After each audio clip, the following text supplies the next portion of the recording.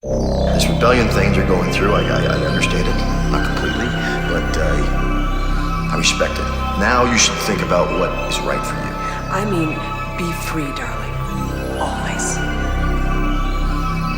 Yeah, be practical, Steve. You got a chance to go to Harvard. You got me as an alumnus that can't But hurt. only if it makes you happy. Look, if you want to rebel there, you can do it. I was there. I went to Woodstock. Me and the guys had a lot of fun. We did our thing there. We got behind some causes, though. We fought for some very strong causes. Collectively, we ended that goddamn war in Nam so that guys like you could be free. There's all these possibilities for you, Stephen. Carry the torch now. Okay, I can see by looking at you that you're ready. Proud of the fact that you're an individual. Very proud. So proud. One thing, this may not be easy to hear, but the hair. Maybe tone it down a bit.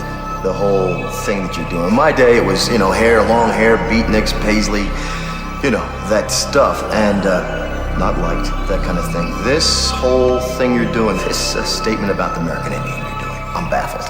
And not just me. I mean, I'm saying regular guy in the street's gonna be baffled too. And we're hip, we're cool. It's just, those guys on the East Coast are never gonna get it, with that. They're not gonna get this in New York, you know what I'm saying?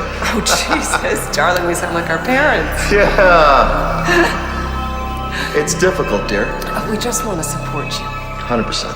Take the ball and run with it. Make a difference. But always with love. Remember that, Stephen. Always with love. Oh, time out. I just want to ask, real quick, if I can. You believe in rebellion, freedom, and love, right? Rebellion, freedom. Yes. You two are divorced, so love failed. 2, Mom, you're a new age of clinging to any kind of scrap of Eastern religion that may justify why the above said love failed. 3, Dad, you're a slick corporate preppy ass lawyer. I don't really have to say anything else about you, do I, Dad? 4, you moved from New York City, the mecca and hub of the cultural world, to Utah. Nowhere to change nothing, more to perpetuate this cycle of money, greed, fascism, and triviality. When your movement of the people, by the people, and for the people got you nothing. You just hide behind some lost sense of drugs, sex, rock and roll. Oh, kumbaya. I am the future. I am the future of this great nation which you, Father, so arrogantly saved this world for.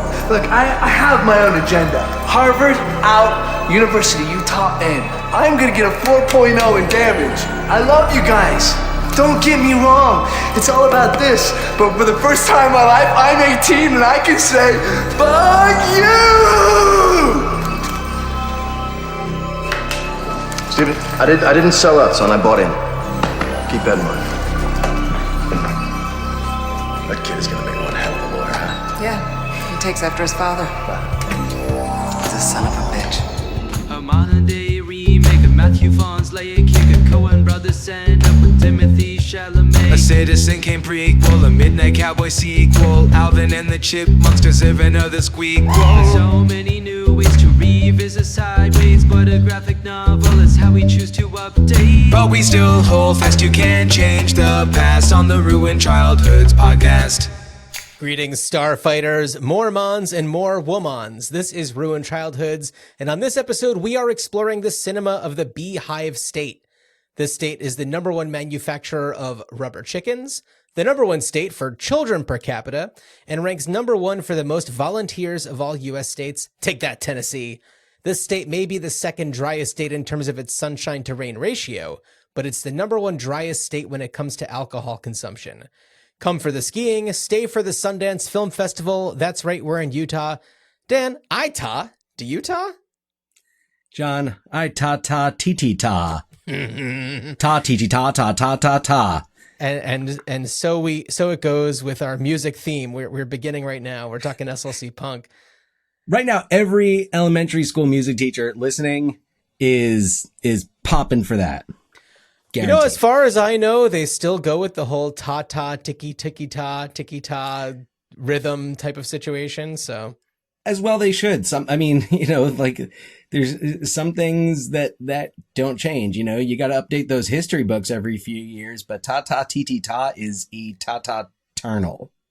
Dan, do you have any memories? We're talking about elementary school music class, not quite the punk scene, but anything stick out to you from your young music education? I remember in various music classrooms and shout out to like kind of the main elementary school music teacher that sticks out in my mind, Mr. Dennis Connolly of Livingston Avenue School.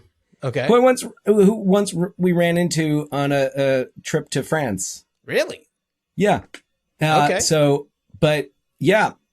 And so I remember all of the different, so first of all, I remember all of like the different posters of different, like of various, musical figures. And sometimes like, I remember Mavis Staples being one of them. And I was always like, who is Mavis Staples? And never, it took a long time for me to, come around and, you know, learn about the Staples singers and Mavis Staples and, you know, so recognizing why she was up there.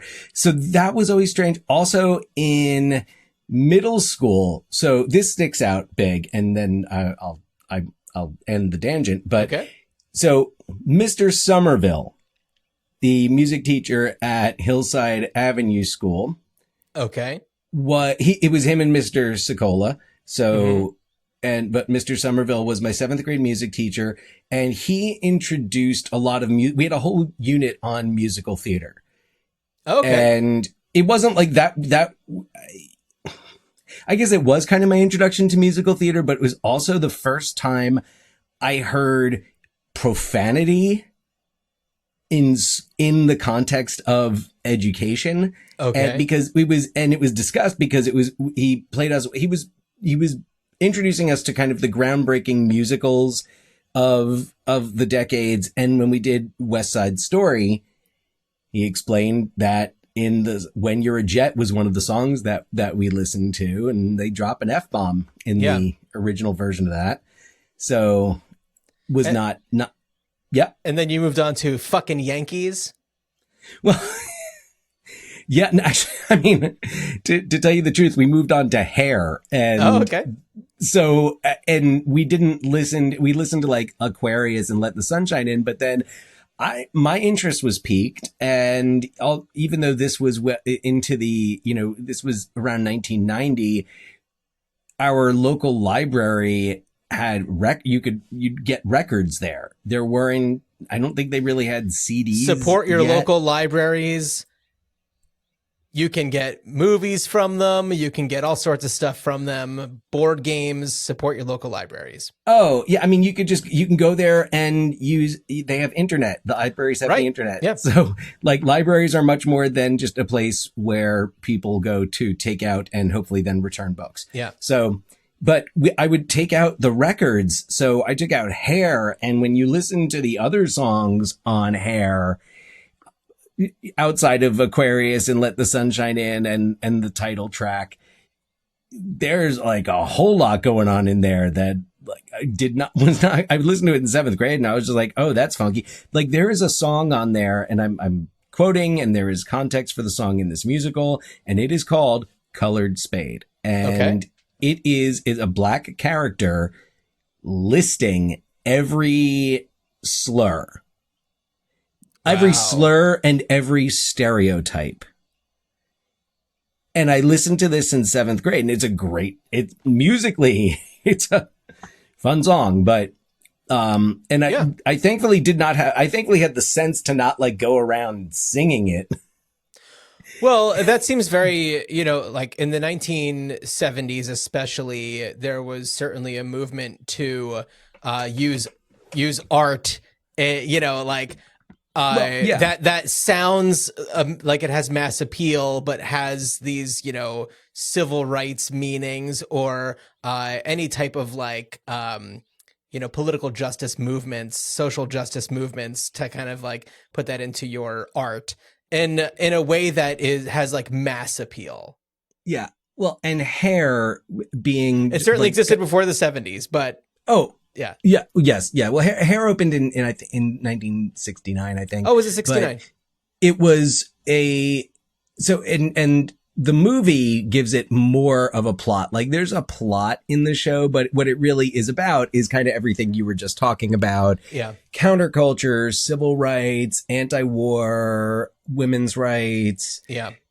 Like all of these things like gender politics, they were all kind of subjects of Hair. Right. Which is a wonderful show. If anyone ever has the opportunity to see a production, I've seen amateur productions and Broadway. I love the music. It's great. Cool. And I certainly don't go around singing all the songs. Probably a smart idea. Yeah. What about you, John? How about your We certainly did not learn about punk in elementary school and middle school music.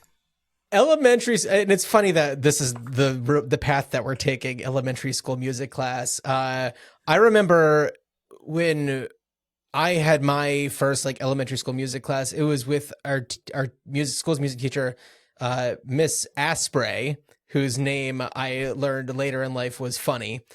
But shout out to her because she certainly did a good job setting us in front of those xylophones and glockenspiels and doing everything. And there are a couple the theme from Badlands. Learning the yeah.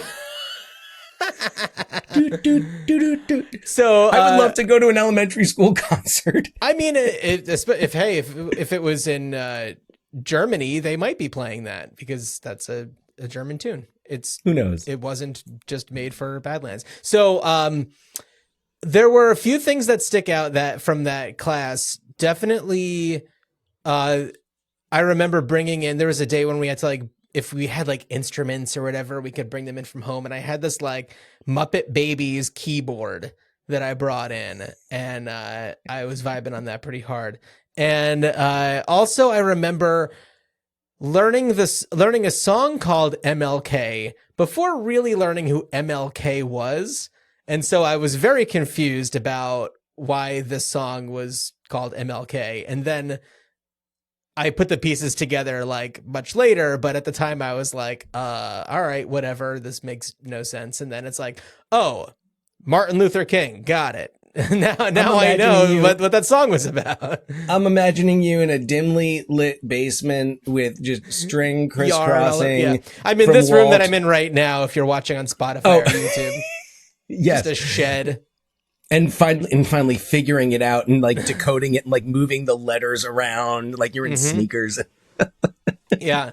But, I certainly really enjoyed music class, and I, kind of went through junior high and high school, participating in, the boys chorus and choir, and you also were involved with those types of things, the madrigal choir in high school. And so I was not in the madrigal choir. Oh, you were not? Oh, I was. No, I did not make it as far as the madrigal choir. I didn't take a music class till I was a junior, and I took boys choir, boys chorus.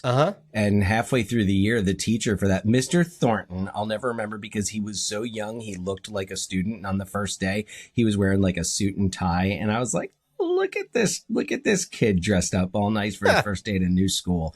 And Mr. Thornton, and he got a job halfway through the year, I think, being the choir director at UCLA. So that was when we just started like bringing in VHS tapes and watching like, I'm Gonna Get You Sucker and Beverly Hills Cop. Oh yeah. Things like that. I really enjoyed participating in like the high school choir. Shout out to Mrs. Helmke, who I know that we both worked with. And then she moved on before my senior year. And then I was with Gary Safeman, good dude. And I was the president of the choir, which is kind of weird. No kidding. Is that an elected position? It is an elected position, and there was a lot of there was a bit of a kerfuffle because the person I was running against was certain that she was promised the proper amount of votes, but I don't know. But that's the thing is like those types of positions. It's more just about who. It's not really so much about popularity thing, but it's just like who's going to be more fun to like be in those meetings with or whatever it is. And it's not like I really ever did anything. I was going to say, what was your what act as president of the choir? I remember nothing. Like any like perks on like the choir trip or anything. I remember when I was in concert choir senior year, we went to Georgia. We went to Georgia and we went I remember we went to Six Flags, and that was a lot of fun. And we went to this like laser show, and it was I think it was at a Stone Mountain, and it was like laser light being projected onto like the like a cliff. And it was all like just a tribute to Georgia musicians. Huh. So, which was cool because I got to hear some REM and some B-52s. Yeah. Georgia Satellites. We took a trip to compete in Quebec, which was a lot of fun. Yes. I was very glad that we did that. You know, of course, like crossing country lines kind of changes the game a little bit. I feel like we did some other competitions and performed really well in those. And it was always really exciting to kind of take that to the next level. But let's kind of bridge things from school to extracurricular outside of school. I know that, Dan, you were, I feel like your musical tastes really helped inform my early musical taste. As you mentioned, like REM was a big one. There were plenty of bands that you listened to that I took notice of. And a lot of times, you know, think Weird Al was probably my greatest contribution to our family's musical tastes.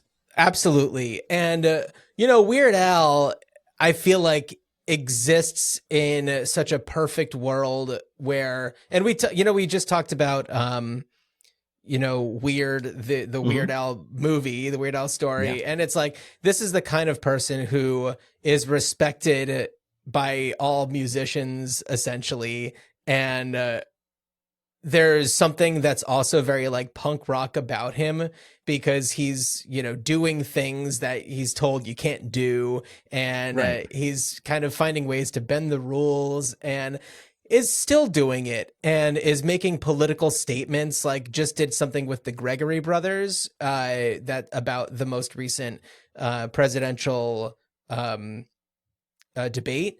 And it was, you know, it's like he's creating art that is showing and it's not all just about food. But his non-food music, you know, can really go into territories where it's like, you know, showing his stance on kind of society in that time. And it can be pretty punk rock. It doesn't have the sounds that you would typically associate with punk rock, but the sentiments behind it in some cases are. Right. The attitude, and what makes him not a poser. Yeah. I mean, not just the language of SLC Punk, but I think, you know, Steve-O and Bob would, you know, probably were Weird Al fans as well. We just didn't get to see that side of them. Sure. Well, the movie, as we'll talk about soon, takes place in like 1985. And so Weird Al was really just hitting the scene a couple years prior to that. And so who knows if they would have, you know, continued on and discovered Weird Al's music. Although those kids loved Eat It. Yeah. You know they did. Yeah, you know, it's sticking it to pop music. Yeah. You know? Yeah. So My Bologna, come on. Yeah. And Dan, I you know, I played in a bunch of different bands, and I know that you would, you know, sometimes perform with the band that I was in with our brother Scott, which was a lot of fun. And you know what was kind of cool? So for our listeners who don't know us, we're from suburban New Jersey, and the band that our brother and I played in, and Dan would come on and do a couple songs every now and then. We played a lot at this club called The Cove. It was an all ages music venue, and it was such an awesome spot. And while I was watching SLC Punk, I took a moment to kind of think back to my experience about like the punk scene in suburban New Jersey. And there definitely was one. Yeah. And I remembered there was this one punk band that would frequently play on the same like bill as us, which is weird. The interesting about the Cove is that they would blend different genres of music. And so like our band, which was kind of like a, you know, an REM-y, The Who kind of, you know, like we didn't do a lot of covers. We had a lot of originals, but like the music was, you know, kind of along the more jangle poppy, in that lane. And so we would play with bands that were like kind of jam bandy. We would play with ska bands a lot because that was very popular at the time. Oh yeah. And there was this one punk band called the Usual Suspects that we would play with every now and then. And there was this one like Battle of the Bands that we played with them, and they, I guess, beat us by like a couple of votes, and we had a bit of a thorn in our side about them. You thought you had the votes. We had the votes, much like my opponent in high school choir. Karma. Year. Yeah, and so you know, we even wrote a little bit of a, you know, I hate those dang punks kind of a song. You did a diss track? We did a diss track. And like wow. Our old band, the Holly Hotchers, the song was Tight Plaid Pants. And what was funny also is that I looked up the Usual Suspects. You know, of course I had to type in like Usual Suspects Punk New Jersey. And I found a video of them performing at the Cove, and like I recognized some people in the crowd, and I, you know, it all just kind of came like flooding back to me. And I certainly in hindsight, you know, can see a lot of like, I have respect for what they were doing. This at the time, it would have been, you know, 1998. 1999 maybe. Yeah. And so it was right around the same time that SLC Punk was coming out. You know, there was certainly a popularity that was coming with punk music that, you know, was pioneered, you know, a couple decades earlier, but was really hitting its like next wave around that time. And this was but at that time in the 90s, you had more of the like pop punk, you know, Green Day really make it, you know, through the early Blink 90s, 182, Green Day, some 41. Yeah, all some of those. 41 I don't think was really hitting quite yet, but yeah, Green Day, and that was more of like, you know, radio friendly pop punk. They weren't going to be playing like Operation Ivy or any of those other kind of like punk bands that were kind of like less mainstream. Of course, there were, you know, the Clash and, you know, the Sex Pistols and bands like that, but there was kind of this next wave. And of course, what's interesting about SLC Punk, and we'll do a synopsis and everything in a minute, is that a lot of what it is doing is informing the audience about different subcultures that exist under one main umbrella of punk. And as you get like further into time, you have like, you know, folk punk and, you know, emo punk, but like this post-punk era. And post-punk also includes bands like the Talking Heads. You know, it's kind of like the sentiment with a different vibe to it. And that energy, yeah. And also just kind of, you know, counterculture. And I don't know. So did you see SLC Punk when it first came out? Not in the theater, no. I saw it on home video. I think home video, probably not long after it came out.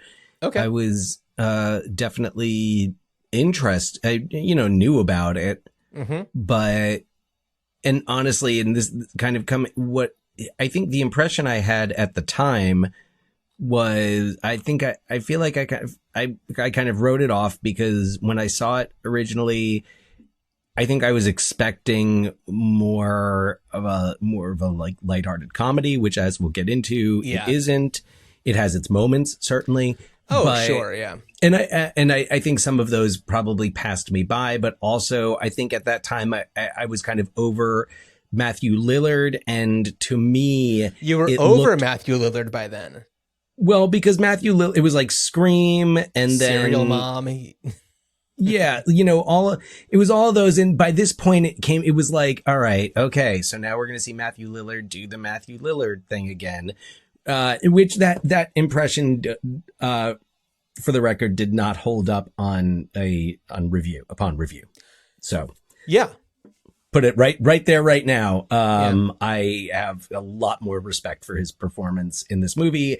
and a lot more respect for this movie in general. I, like it's been several years, over 20 years since I saw it last, and it didn't necessarily leave a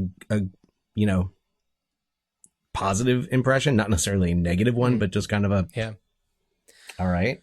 Well, this movie was coming in the wake of, your Kevin Smith movies and things like that, where it's like this, I don't know, very DIY feeling indie movie vibe where there's a lot of breaking the fourth wall, and it's treating the audience a little bit differently, and they don't necessarily rely on a straightforward, A story, B story, C story, 3-act structure. It's kind of doing its own thing. And credit to director James Marandino, who really made something that felt special. And for a movie about people who are into punk rock set in 1985, I feel like it did a really good job of like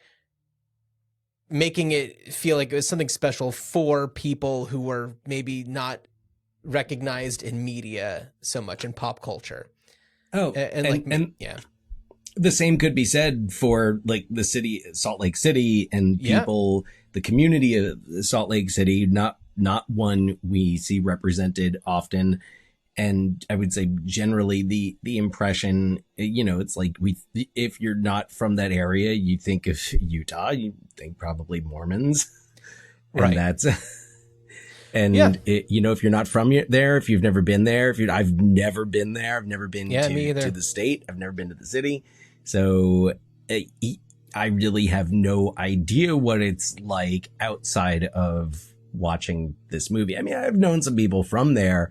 But I feel like this movie, and I forget, did James Marandino, was he from there? So he actually is originally from New Jersey, but moved, I think, when he was like 6 or something to Salt Lake City, or the Salt Lake City area. And so this movie does have it's kind of like semi-autobiographical, certainly not super autobiographical, but it picks on elements of his upbringing. And and it's authentic. So, because that to me has been really important throughout this road trip here. And we haven't always been able to, cover a movie that is, written, directed by people. But often we have, looked at filmmakers who are telling stories about the places where they're from. And in this case, I'm really grateful for that, because otherwise I have no idea what Salt Lake City is like, or I guess was like in 1985. Yeah, well, I mean, maybe this shows a little bit of what that would have been like. Just to give a little bit of a backstory about the production of this movie, I was listening to an interview with James Marandino, and essentially what happened was, he had done a couple of, smaller movies before this, and for a long time was an assistant to a big producer, and so was just around a lot of film sets. Was kind of being groomed to be a producer, and then eventually just became a director.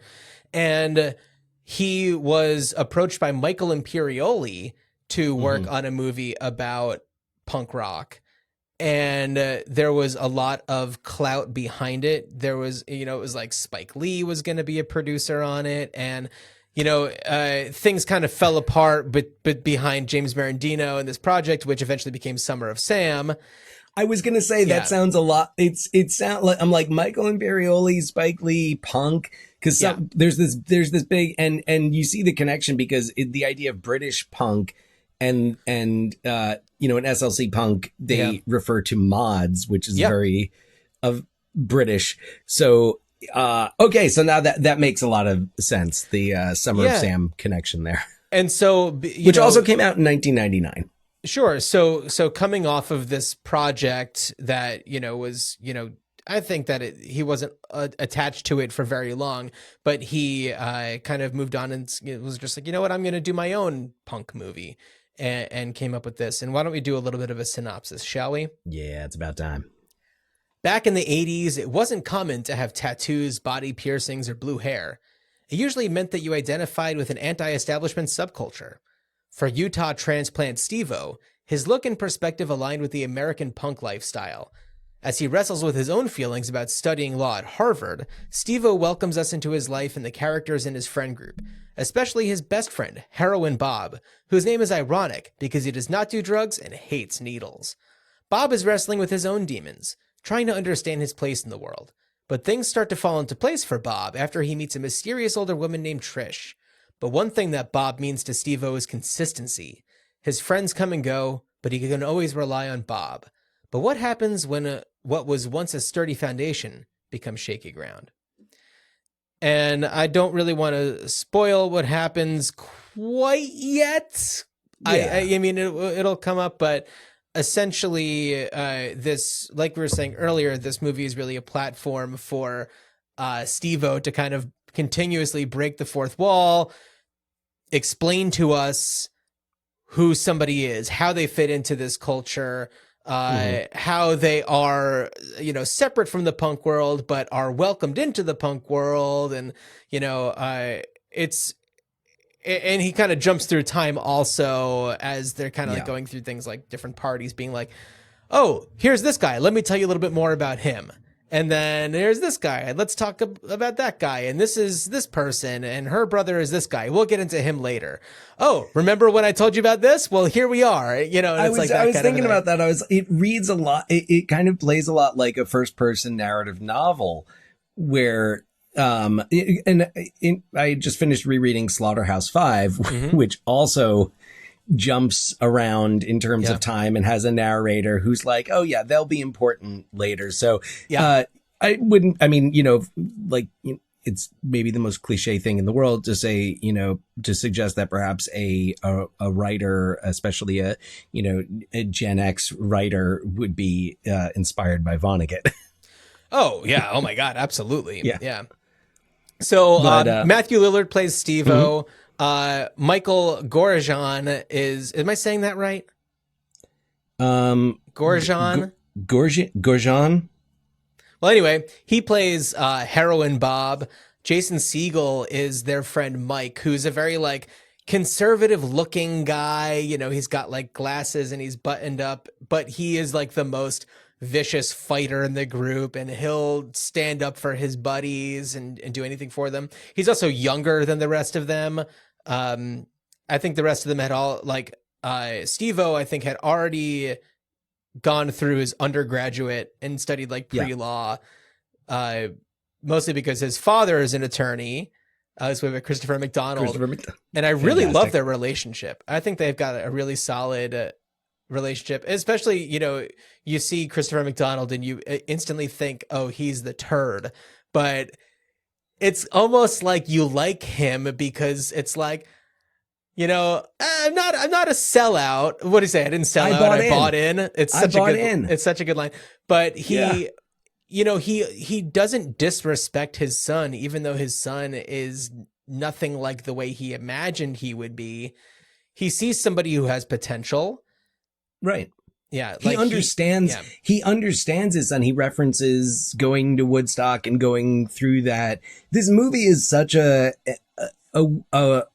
dynamic kind of presentation of values, and it's a coming of age story that's actually told. Usually we think coming of age stories, we think about that like preteen into teen. Yeah. But seeing a coming of age story about someone who's in their early 20s, especially as someone who's gone through that period, whereas in 1999, I was in that period, but to see that, it feels so much more believable, and the relationship between Christopher McDonald's, between the father and Steve is wonderfully nuanced, where you see Christopher McDonald and you instantly have an impression of what the role is going to be, and you see that he's like this big lawyer, and you see him flirting with younger women.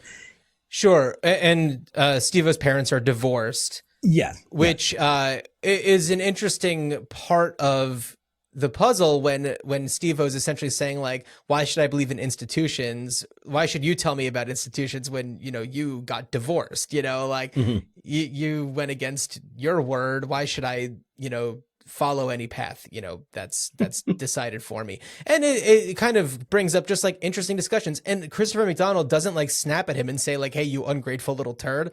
He's just like, hey, you got a good point. and he's also he's also, and this comes through later, and that's what I like about it, is this movie doesn't, you know, just play all its cards at once. Is he gets it. He's like, yeah, I've been there and I came through the other side, and like it's kind of like, it's kind of natural and normal. And that that kind of connects to another conversation that I wanted to bring up that he has later, you know, much later on in the movie, when he's talking to Brandy, the girl that Trish introduces him to. Right. Played by Summer Phoenix. Summer Phoenix. Trish is played by Annabeth Gish. Love Annabeth Gish. And oh, fantastic. Yeah. And Brandy is just like, she's not turned off by the punk look, but she's just like, yeah, aren't you just, she kind of calls him out for, you know, aren't you wearing a uniform? Aren't you conforming to something? And she's kind of like, you know, is that really who you are now, or is that who you were 5 years ago? Yeah. So. I really like that character, Brandy, and Summer Phoenix is awesome. It was good to see her. And I do appreciate how this movie, yes, celebrates punks and punk culture, but it also makes you question, and it makes them question kind of like why they're doing what they're doing. And it's almost just like does this make sense for who you've become, you know, at this point in your life, giving what you know and seeing what you've seen and being around the people that you've been around? And why be so concerned about defining where everybody fits in?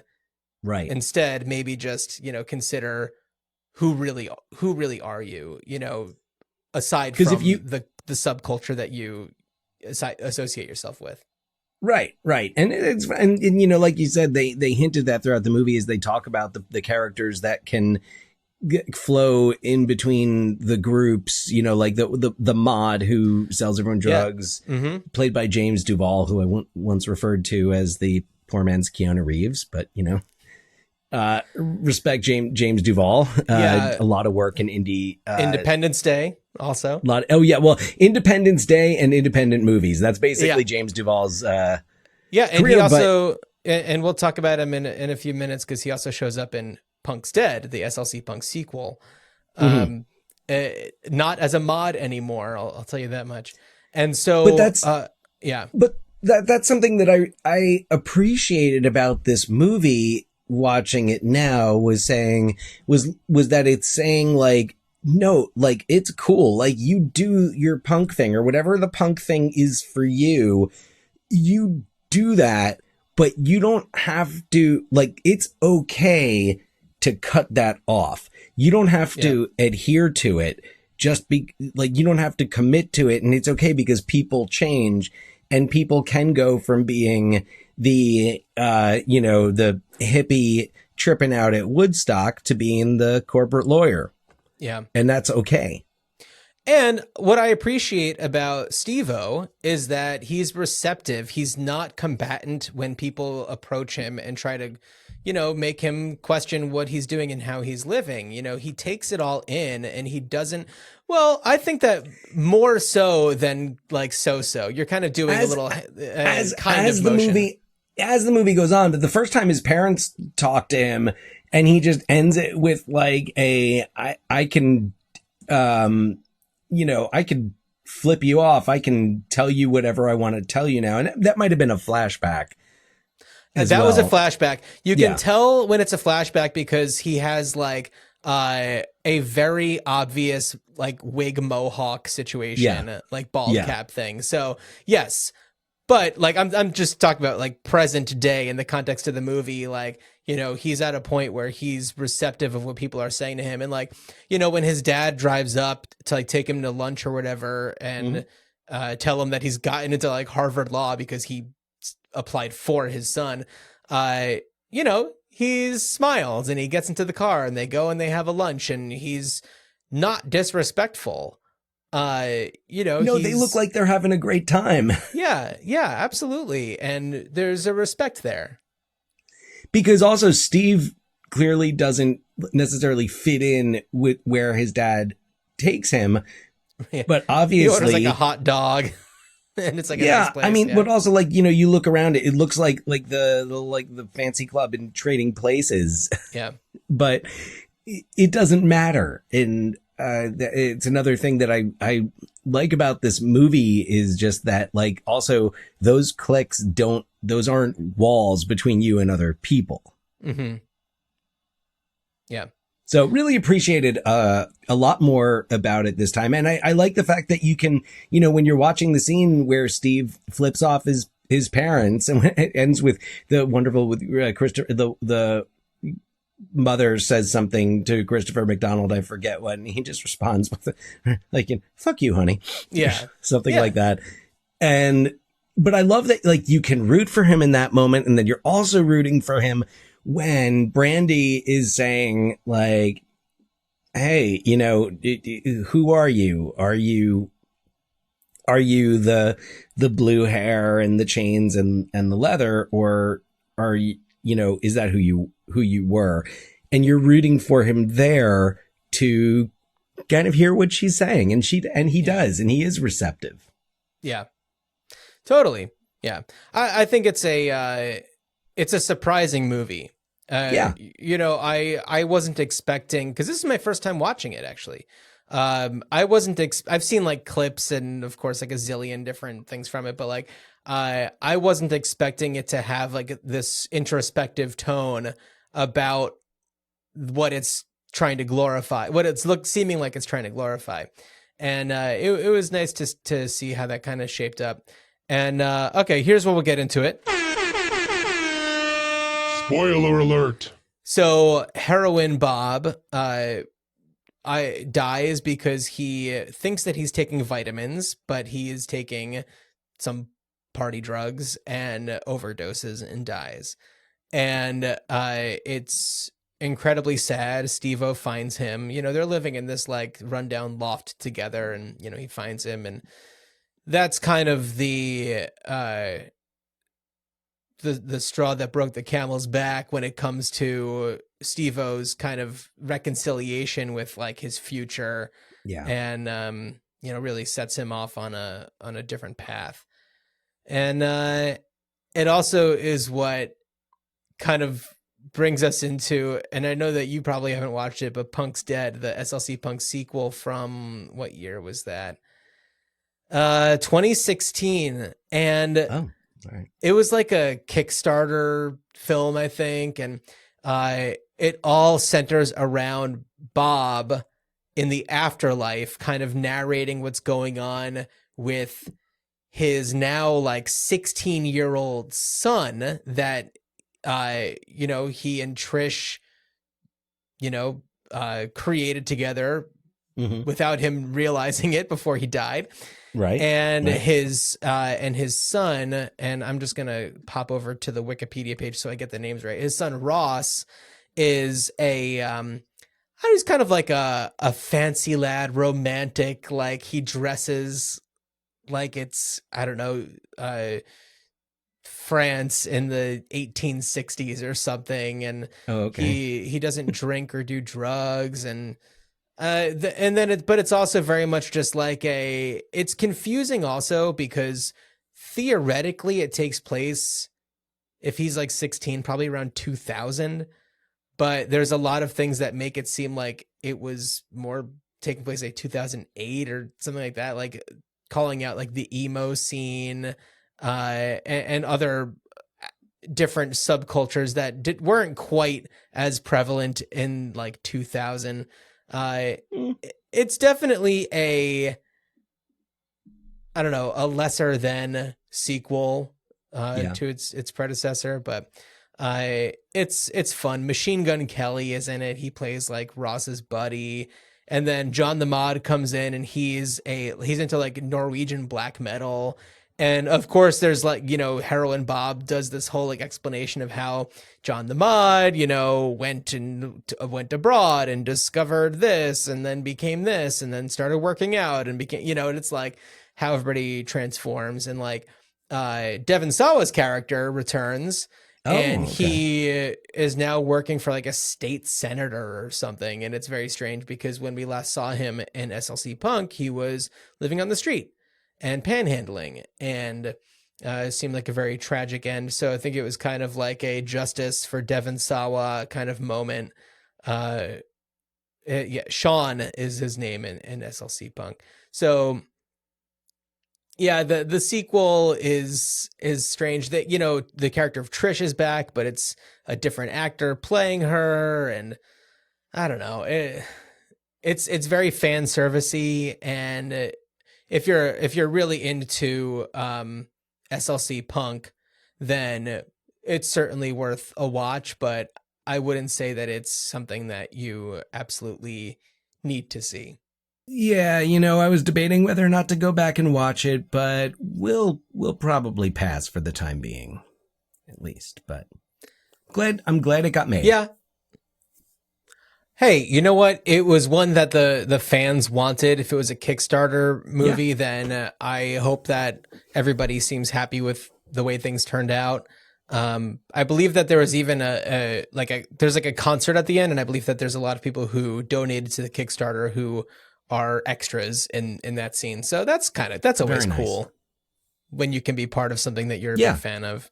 Yeah, absolutely. Yeah. So yeah, I feel like that's, I don't know. I don't have much else to add about it. But yeah, I'm definitely grateful. I don't think I would have gone back and rewatched it. And it definitely gave me a new perspective on the movie. And it's definitely one of those that if any of you were, similarly to me, watched it, 25 years ago and weren't that impressed and dismissed it. Might not be a bad idea to go back, check it out. So yeah. So, yeah, it's fun. All right. Anything else to add before we, No, Dan, go for it. It's 2024. What would you do with this? Two things. First of all, I do think that this would work nicely on stage. Maybe not as a musical, but more as like a play with music or with musical interludes. But just the nature of, Steve breaking the fourth wall, and all of the scenes happening. I even think it would be fun to do the scenes out of order, kind of do what they do in the film. And play around with that a little bit. But I did have an idea for a sequel. Oh, okay. I was thinking about the timeline of, Steve-O starts Harvard Law, and whatever in the fall of 1985. So, I mean, it's 2024 or 2025 and Steve-O is nominated for a seat on the Supreme Court. And yep, it's DC Punk. So he's a Supreme Court nominee. He's being courted by special interest groups. He needs the money. But he says at the end of SLC Punk something about like you can do more damage to the system from inside of it. So, kind of going through his process of like, does he want to be on the Supreme Court? What does he give up? What does he gain? What can he do? Can he be a punk? Cause even if he's not walking around blue, he's still that same guy or, who knows what he's experienced or what has happened. And, I kind of came up with a whole little arc through this where stuff gets brought out, and I feel like there has to be something where like people who oppose him bring out something about how like he was responsible for Bob's death. And I'm thinking a lot about how the process went for, Brett Kavanaugh, and I'm seeing a lot how there could be a lot of parallels there, but he wouldn't be nearly as whiny. I like beer. I drink beer. I think that you'd see him kind of being, seduced by the money and the power, but also has other people, maybe like Trish, saying, or maybe Trish is saying, like, Steve, think about what you could do with a seat on the Supreme Court. Other people telling him, like, maybe they don't want to lose his advocacy, like what are his own principles.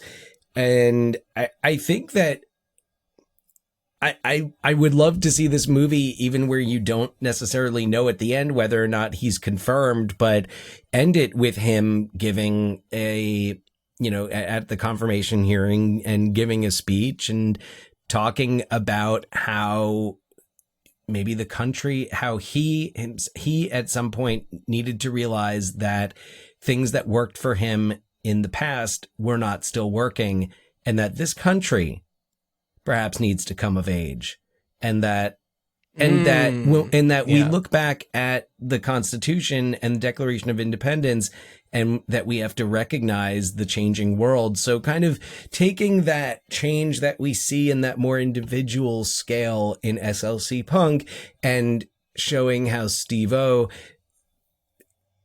says, kind of, and, without saying like, well, in the first movie, it was about coming of age and maturing, but I would love to see those ideals put into place and put into this context. And I think it's Harvard law. It's kind of a, one of the possible steps on the way to a Supreme Court seat.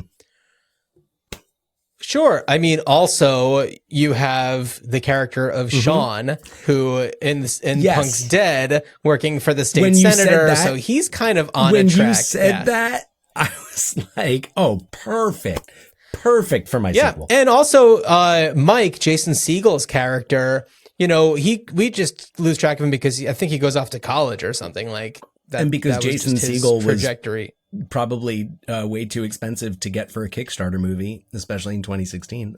Oh, no. He was never going to be in Punk's Dead. No. Matthew Lillard, although he wasn't in it, gave his blessing. So there's that. I like that. That's fun. And I think it would give Matthew Lillard is an actor who's still working, and I think has gained a lot of respect, and people are. He was great in Twin Peaks: The Return. Oh, yes, he was. So I think giving him that platform and this being able to return to this role, but with the get Christopher McDonald back. Oh, definitely. Please bring Christopher McDonald back. That's never a bad idea. Never. So what is your idea? Well, Punk came about in the later 70s and gained popularity into the 80s. And there was another music genre that really took the world by storm around that time. And so I'm thinking SLC rap. And it set it in 85, Salt Lake City. But you follow the rap scene and you follow people who are getting involved in, hip hop and beatboxing and breakdancing. And, that was a time when the rap scene, there was a lot of fun to be had there. And it was a form of expression for a lot of people who didn't have, at that time, their own form of expression that was, like, especially I don't know, in the same way as rap. Especially in a state like Utah, where, again, haven't been there. I'm just making assumptions here. Historically very white. Possibly not the most black people there. So and especially in the 1980s. So, I really like that idea, having it taking place in that same So it's like Crush Groove in Salt Lake City. Kind of. Well, it's funny because I was thinking about it and I was like, oh, it'd be interesting if like that's how they see like Crush Groove plays at the town cinema and they're like, what is this? How do I get more of this? Yeah, I don't know. I just thought that'd be fun. I don't really have like a whole ethos behind, why it would make sense to be in the same universe as SLC Punk, but I feel like why not? Yeah. It's a really, 1985 is a really fun time period to play in. And, anytime when you can kind of go back and be in a different type of world without the technology that we have today. And, also it's like, we all know kind of how things have progressed with, rap music in the ways that it hasn't changed as much for punk music. Punk music has stayed a little bit more underground and it hasn't hit the mainstream the way that rap has. Right. And though I would say for both genres, you definitely have you've got your more mainstream and then you have your more, kind of like fringe, the people who are, less posery. No, John, I think that's great. And I'll tell you another reason why I think 1985 is the perfect time to set that is because it's just within a year of the release of Run DMC's Raising Hell, which is, it's what really breaks rap into the mainstream. I mean, almost, I guess, or did the mainstream break in? I'm trying to remember in the music video, does Aerosmith break through the wall to the Run DMC recording studio or does it go I think Run DMC breaks through the wall. Run DMC breaks through the wall to go on Kool-Aid stage with Man Aerosmith, style. but that happens in 1986. Yeah. So in 1985, like Run DMC is out, but they're not like huge superstars the way that they would be a year later. You've got Crush Groove and Break In and things like that have come out. But having people take it from the movies and I almost wonder is there a true story there? Like whose story also, can we it's tell just here? like well, and that's the thing is, in my very brief search for Salt Lake City rappers, I don't know if there were really many that were coming up around that time, but who knows? Maybe there is somebody's story that could be told. That could be a lot of fun. So that's kind of where I am with that. Dan, before we talk about what we're going to do on our next episode, I thought of one more thing that I wanted to mention about our last episode, Lone Wolf McQuade. Nice. We were talking a lot about Chuck Norris and the things about him that just seem so off. Like there's just something about this guy that I don't know. I described the sensation of looking at him and thinking there's nothing going on behind the facade. It's just a machine that's kind of going through life. And for this particular person, they're programmed to just do, martial arts and be conservative and try to eliminate the line between church and state. And I think also just visually, Chuck Norris, he's known for his his beard and his leatheriness, I think, in some ways. His leatheriness and his roundhouse kicks. And his roundhouse, his kick-ass roundhouse. But there's a quality about him that I just figured out while I was rewatching some Lone Wolf McQuade stuff while I was editing that episode. It's almost like his eyes have an underbite. His top eyelids aren't doing any of the work. It's the bottom eyelids that are making things happen to keep his eyes moist. Does that make sense? Yes. I'm trying to imagine Chuck Norris with a stunned expression, and I can't. I cannot imagine any expression that involves upper eyelid movement. John, you've nailed it. I'll tell you what it was. I was looking at my dog Rufio, who is right behind me if anybody's watching on YouTube or Spotify, and he has a little bit of an underbite. And I was looking at his little bottom lip as he was sleeping, and I was his mouth kind of looks like Chuck Norris's eyes. And then I was like, that's it. His eyes have an underbite. Anyway. Solved. Anyway, I didn't want too many episodes to go by before I mentioned that about Lone Wolf McQuade and our boy Chuck Norris. No, that's great. Well, anyway, talking about I don't know. I'm trying to find Talking a good about segue. lone wolves. Let's Talking rewind. about lone wolves. Talking about lone wolves, but I'll tell you about a lone wolf. Our next movie is about a lone wolf, and a lone wolf named J.C. Watt, who is the J.C. Wyatt, who is the main character of Baby Boom, as portrayed by Diane Keaton. Baby Boom came out in 1987, directed by Charles Shire, and it takes place in Vermont. I've got a couple of other ones. Okay, so we're talking about J.J. McQuaid. Let's talk about J.C. Wyatt. Mm-hmm. There you go. And you know who And then loves also, JC? if we go back to, Chuck Norris. and people that live in Salt Lake City. Yes. Yeah. But also, if we go back to what we were saying about rap, SLC rap, you'd see a lot of boom boxes. Let's talk about another boom. Dan, Baby Boom. No, I love Baby Boom. Harold Ramis, James Spader, Sam Shepard, Sam Wanamaker, who I learned some interesting facts about him that I'm looking forward to sharing. Cool.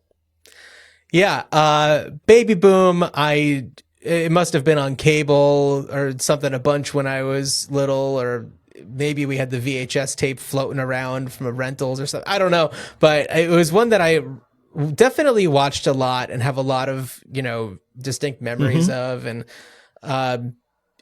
it's one that, and we're going to talk so much more about it on the actual episode itself, but it's one that stuck out to me amongst its kind of peers of the time. Absolutely. Oh yeah. I agree. I have the same feeling about it, and watching it and talking about it is definitely going to tap into some nostalgia. Yeah. Well, Dan, as you are headed to one of the states outside of Utah to get beer that has a proper ABV, I wish you a good journey. and hopefully a safe one. So good journey. Yeah.